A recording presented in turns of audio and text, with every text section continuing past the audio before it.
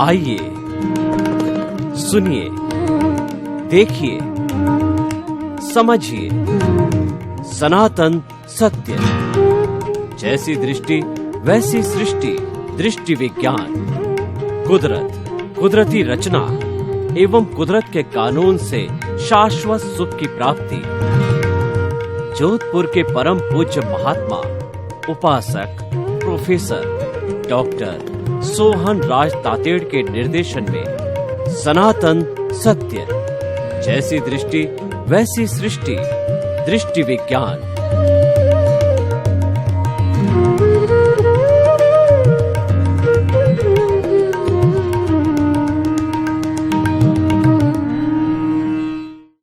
भाई और बहनों, मातृशक्ति को नमन। आज का बहुत अति उत्तम विषय है, जीवन में कुछ नवीन करें। प्रतिदिन सूर्योदय होता है, नया दिन चालू होता है और साल की पहली जनवरी आती है, नया वर्ष चालू होता है और जीवन के अंदर आदमी की शादी होती है, उसके दूसरे दिन से पहला दिन चालू होता है। व्यक्ति कोई संन्यास लेता है, पहले दिन से उसका पुनर्जन्म होता है।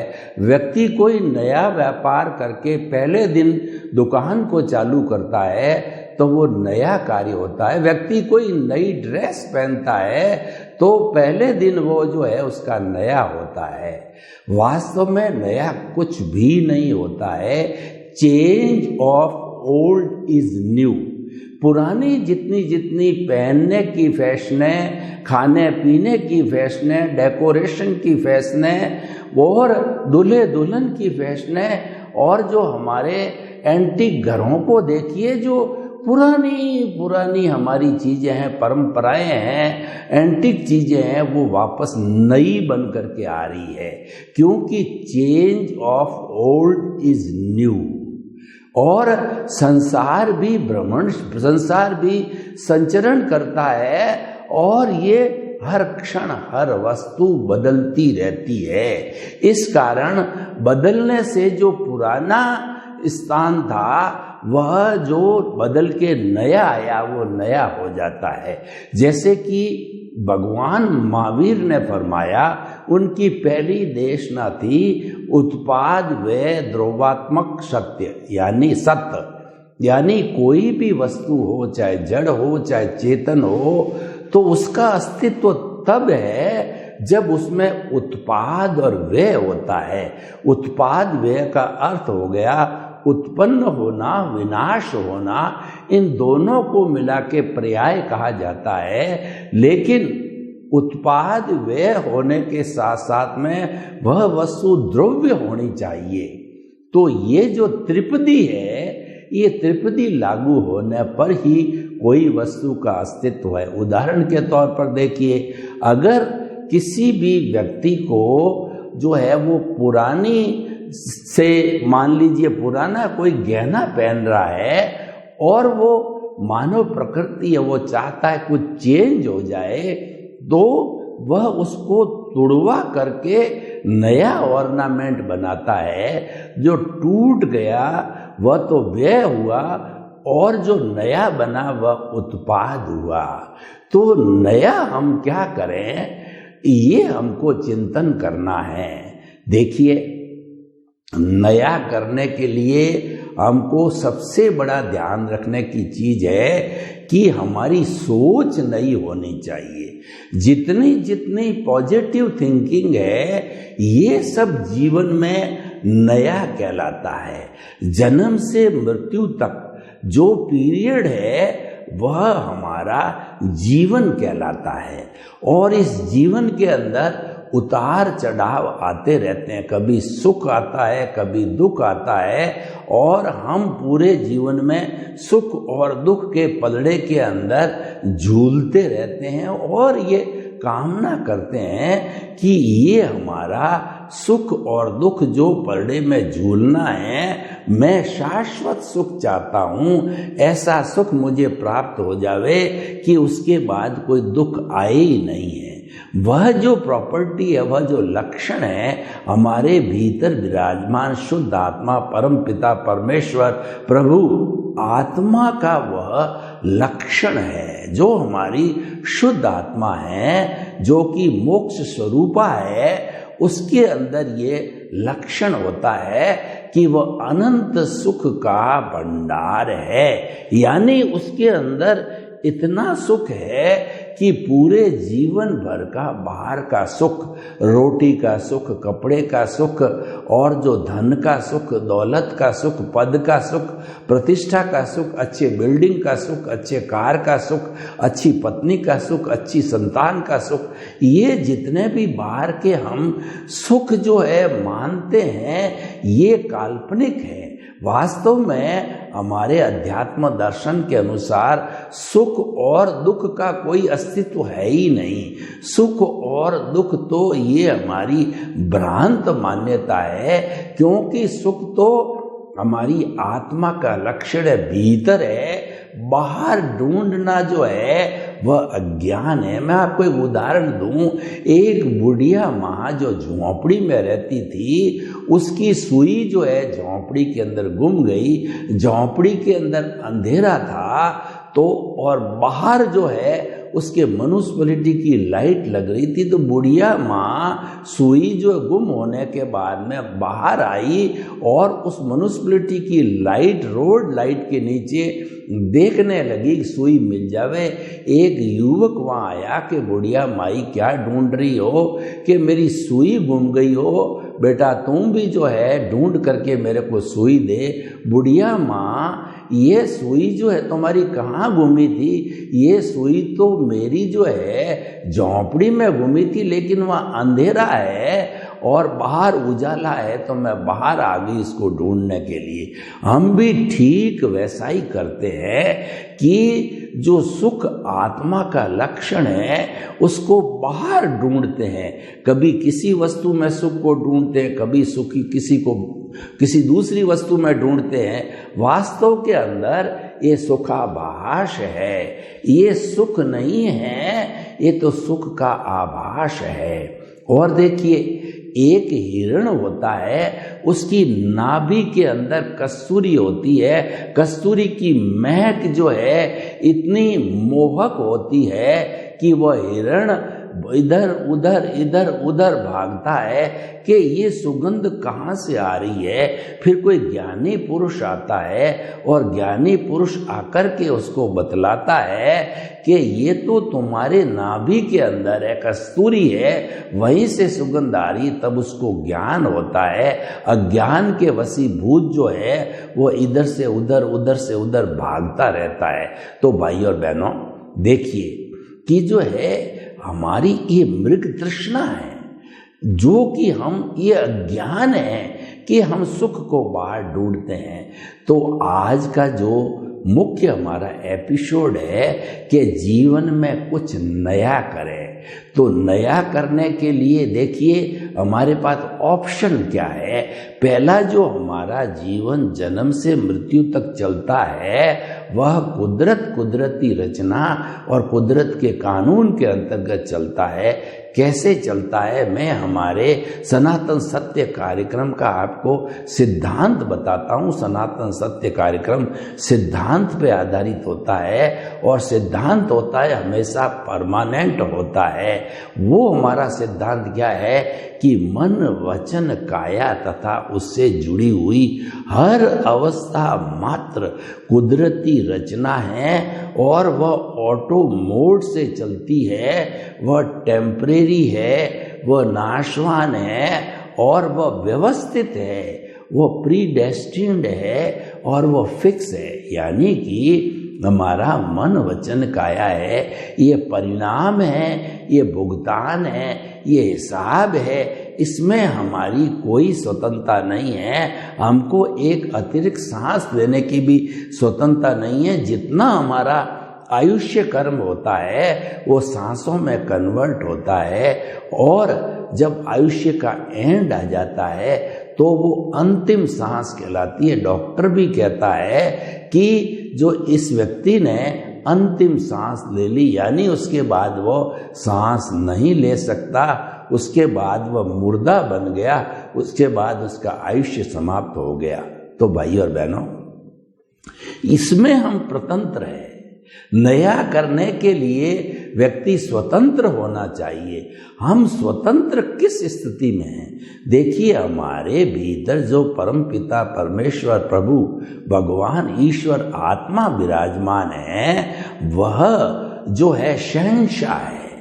आत्मा के लिए कहा गया है कि चाह गई चिंता मिटी मनुआ बेपरवाह, जिनको कुछ न चाहिए सो ही शहंशाह। जो त्यागी पुरुष होते हैं उनकी कोई कामना नहीं होती है, सभी कामनाएं तृप्त हो जाती है, और कामना तृप्त होने के बाद में उनको वैराग्य हो जाता है।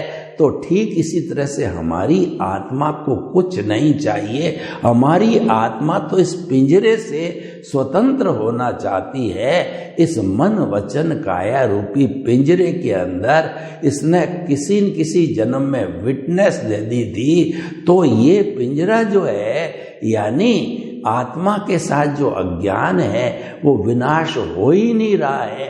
वो तो प्लस माइनस हर जन्म में होता रहता है, क्योंकि ज्ञान की प्राप्ति के बिना अज्ञान मिटता नहीं है।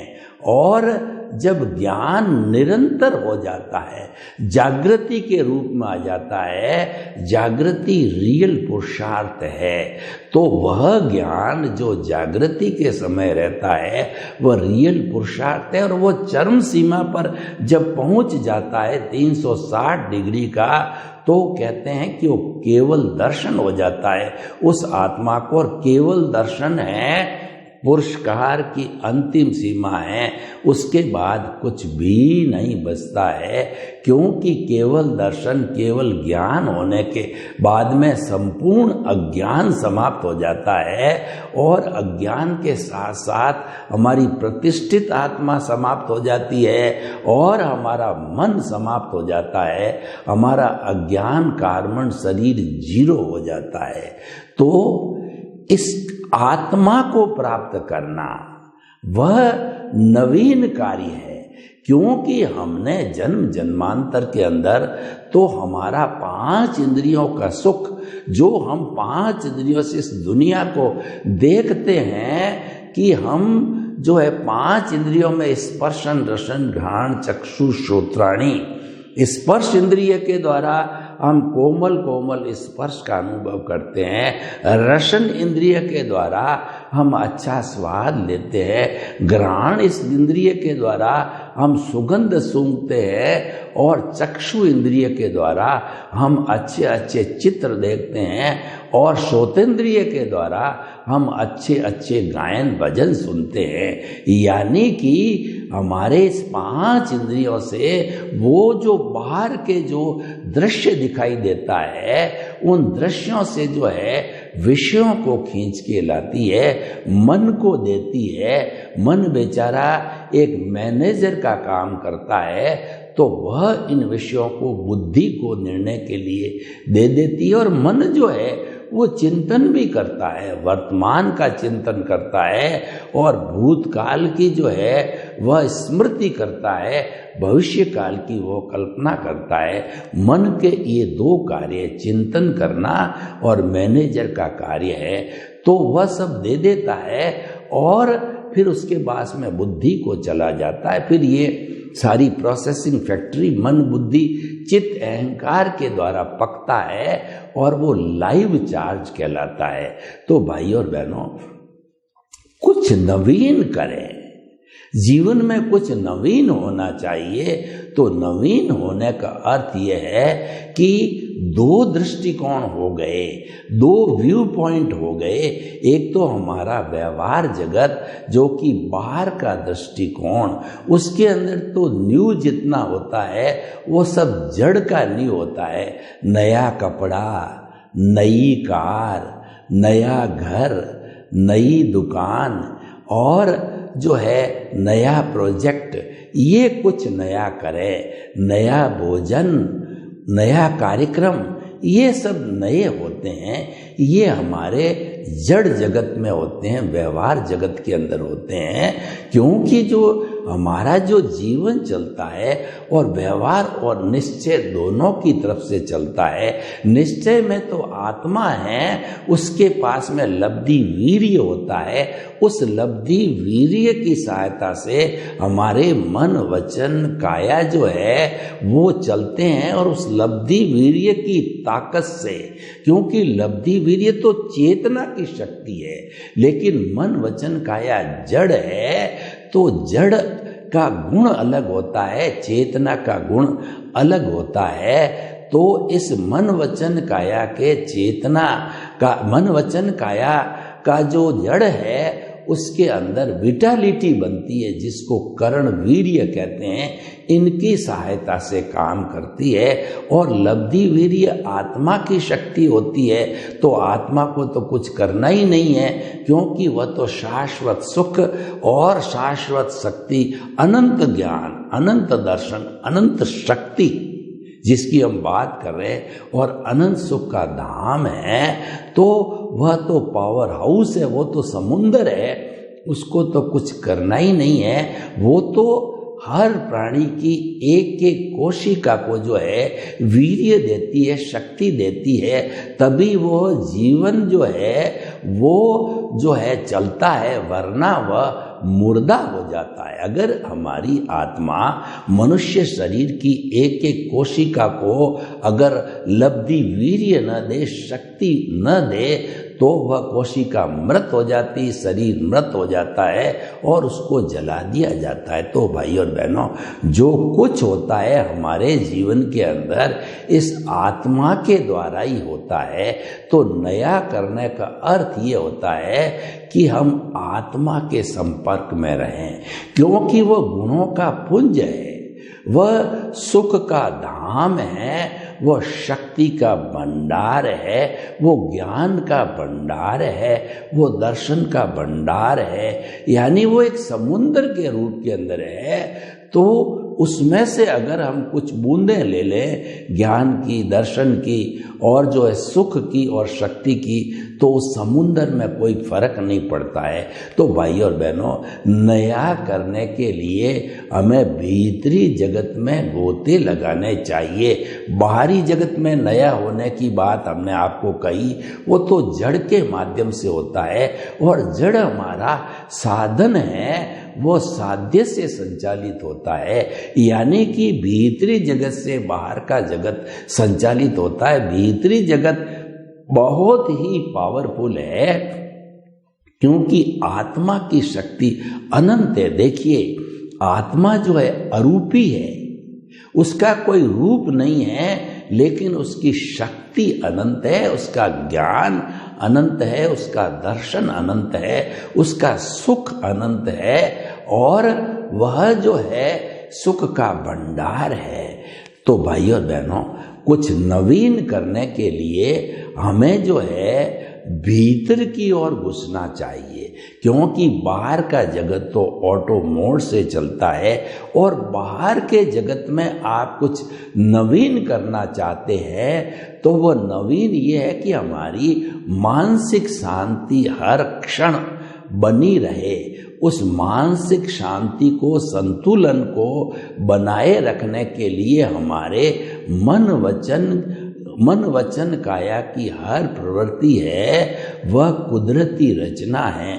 उसको कुदरती रचना के रूप में देखते रहें, जानते रहें, विश्वास करते रहें, और वह विश्वास करते करते विश्वास इतना गहरा हो जाता है, प्रीति थी, कि वह जो है जानते जानते हम जो है सम्यक तप को प्राप्त करते करते हमारा जो साध्य है, हमारा जो लक्ष्य है, उसका स्पर्श होता है, उसका अनुभव होता है, उसकी अनुभूति होती है और वह अनुभूति होते होते उसका स्पष्ट वेदन भी हो जाता है। तो भाई और बहनों, हम आपको बताना चाहते हैं कि कुछ नवीन करने के लिए हमारे को भीतर और बाहर का जो हमारा संसार है उसका कॉम्बिनेशन करना पड़ेगा, उसका संतुलन बिठाना पड़ेगा, उन दोनों को जोड़ना पड़ेगा, तब जाकर के कुछ नया होता रहेगा।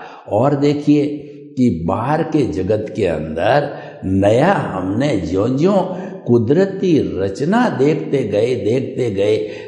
गए तो वह कुदरती रचना को देखते जो है हमारे मन के अंदर बड़ी शांति होगी और प्रसन्नता होगी और आनंद की अनुभूति होगी, क्योंकि जो हमारे कर्मों का जो फोर्स आ रहा है हम उसको स्वीकार करते हैं और हम ये मानते हैं कि ये मेरा ही किया हुआ है और ये मेरा किया होने के कारण पिछले जन्म की स्क्रिप्ट फिल्म या मन वचन काय की बैटरियां डिस्चार्ज हो रही है, मैं उसको कुदरती रचना मान रहा हूँ। तो हमारे विचारों के अंदर कभी भी विक्षिप्तता, विचारों के अंदर कभी भी तरह की अशांति, विरोध है और उसके साथ साथ के अंदर रिएक्शन पैदा नहीं होगा। इसीलिए कहा जाता है कि हमारे मन वचन काया का जीवन भर का जितना भुगतान हिसाब है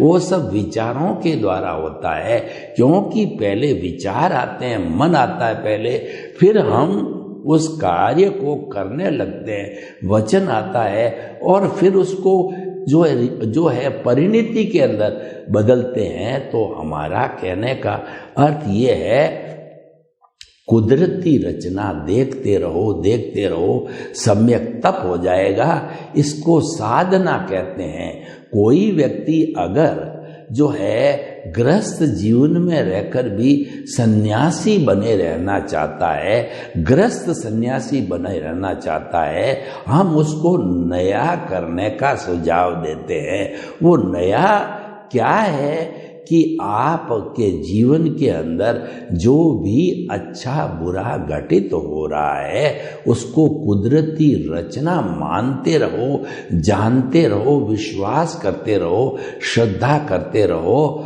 तो वो आपका सम्यक तप बन जाएगा। और सम्यक ज्ञान, सम्यक दर्शन जो है वो आपकी आत्मा के गुण हैं। वो तो आत्मा गुणी से हमेशा साथ ही रहते हैं, कभी अलग नहीं होता है। तो सम्यक ज्ञान, सम्यक दर्शन और सम्यक तप होगा। उससे प्राप्ति क्या होगी? एक नई प्राप्ति होगी।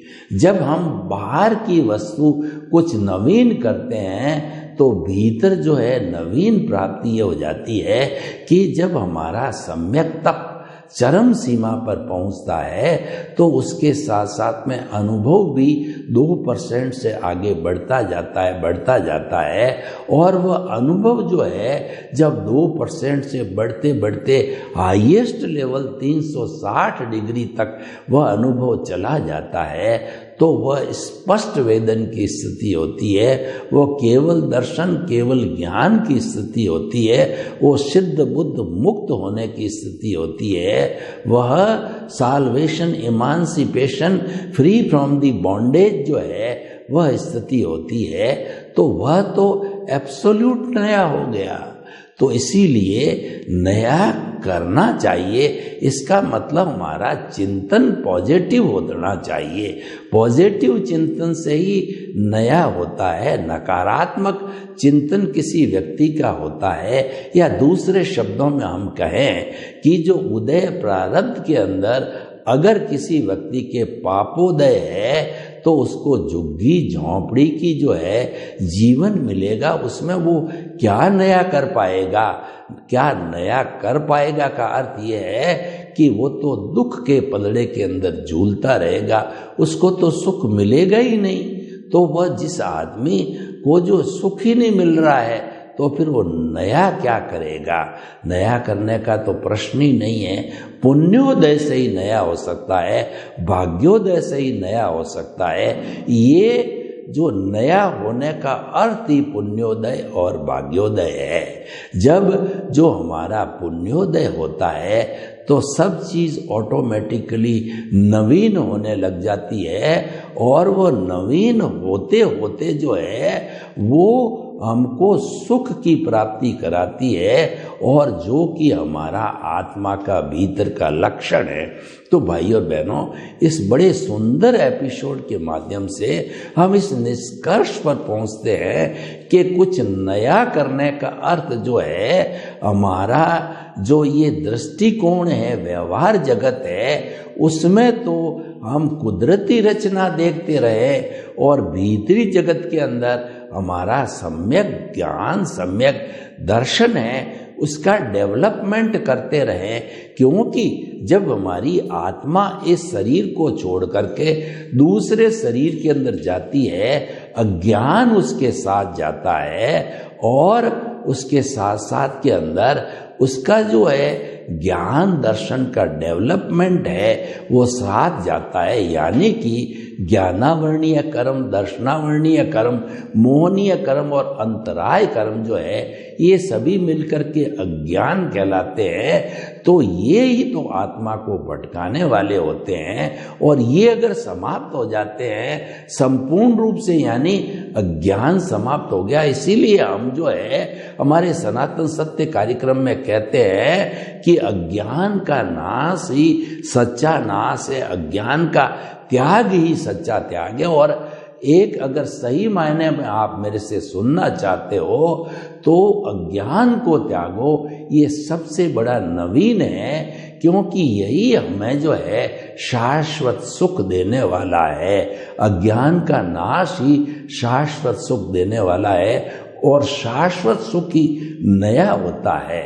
तो भाई और बहनों, हमें ये नवीन के लिए भीतरी और बाहरी जगत का समन्वय करना है। सर्वे भवन्तु सुखिनः, सर्वे सन्तु निरामया। लोक के जीवों को सुख मिले, शांति मिले, आनंद मिले, प्रेम मिले, सौहार्द मिले, और हम सभी भीतरी और बाहरी जगत का जो है समन्वय करके जीवन में कुछ नया करें। आपके प्रति मंगल भावना।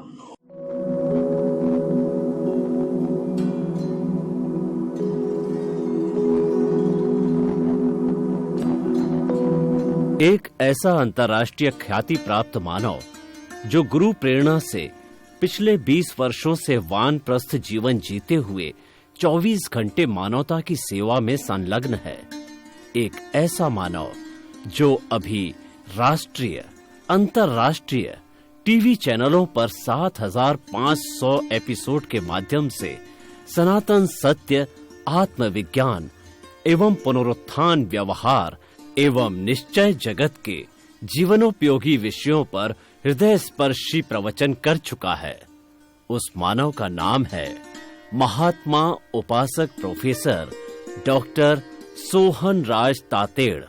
प्रोफेसर तातेड़ द्वारा योग, दर्शन, शिक्षा विषयों पर रचित पीएचडी स्तर के 250 शोध ग्रंथ भारत के 100 प्रतिष्ठित विश्वविद्यालयों में शोधार्थी पढ़ रहे हैं, तथा वे सभी शोध ग्रंथ वहां की सेंट्रल लाइब्रेरियों में उपलब्ध हैं।